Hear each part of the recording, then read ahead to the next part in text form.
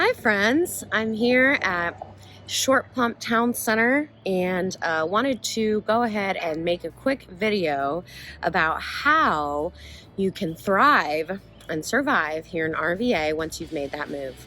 So here are a couple tips. Tip 1, make sure you know the 3 major roadways that are going to go through Richmond, Virginia.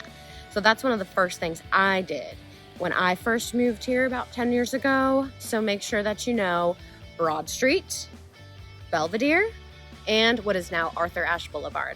Those 3 roads will pretty much get you from 𝗼𝙗𝐼𝐵 to RVA to the city and kind of all around. So those are the 3 main roads that I would suggest learning where they go, the east and west. So those 3 roads will be able to get you around to most of the places that you'll want to go to when you first move to the city.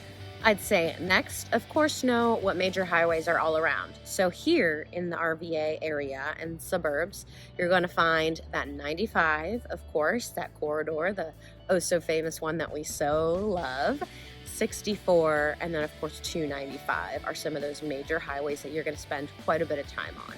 So figuring out where those are going to take you. So for example, 64 and 295 pretty much run simultaneously within one another. So what that means is that they're going to take you from, Mechanicsville, Northern, up to West-East areas like Short Pump, 𝗼𝐻 Oilville, etc.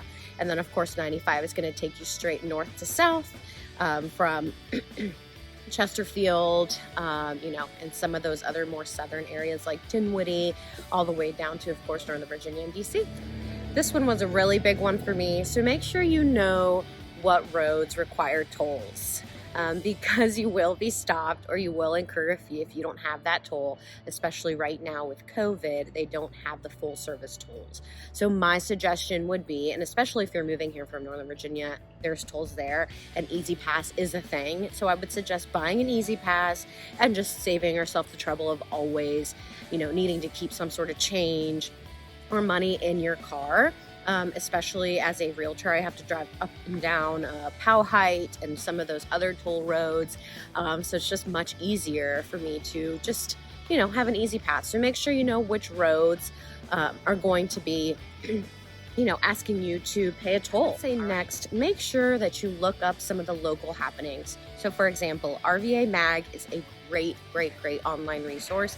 And of course, it's also a magazine subscription, but they have a great calendar feature on their website that's going to tell you everything that's going on in the city and the suburbs, of course. And of course, your local newspaper. So if you don't necessarily live in the Richmond area, there's lots of other newspapers and other magazine resources that are fabulous, that know what's going on within your county, within your neighborhood, within, a small circle. But RVA Mag is just perfect for, if you want to, for example, you live in Hanover and you want to come downtown for the Strawberry Festival, for example, that happens in Cary town every single year in August.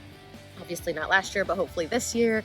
So things like that. And of course, all like the Dominion River Rock, which is a huge thing that happens over the summer. The summer is just such a great time here in Richmond. There's always stuff going on, especially when, COVID isn't involved. But just keep that in mind. Make sure you really do your due diligence as far as checking out what the local spots are doing, and some of those, local hubs and newspapers that it's their job to stay on top of kind of the happenings of the city.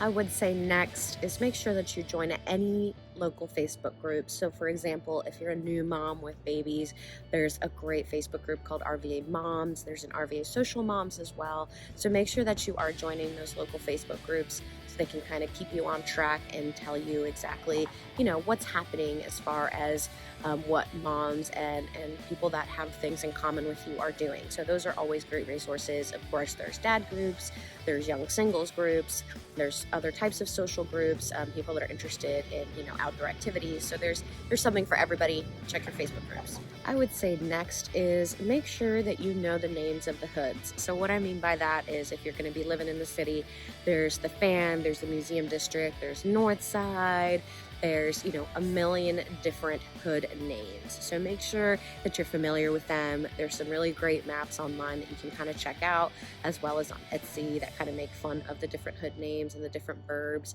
So go ahead and check those out so you're kind of aware of where you're going and what people are talking about. Last but not least is definitely knowing what grocery stores you're going to be frequenting. Of course, there's a million to choose from here, from organic like Elwood Thompson, which has all local organic finds, which of course can be a little bit pricier, to of course Food Lion and Kroger, which are just kind of the more generic you know, grocery stores that a lot of people go to. And then of course there's Publix and Aldi for folks that are just you know, looking to not spend a ton but can bring their own bags and all that stuff. So it just depends on your situation.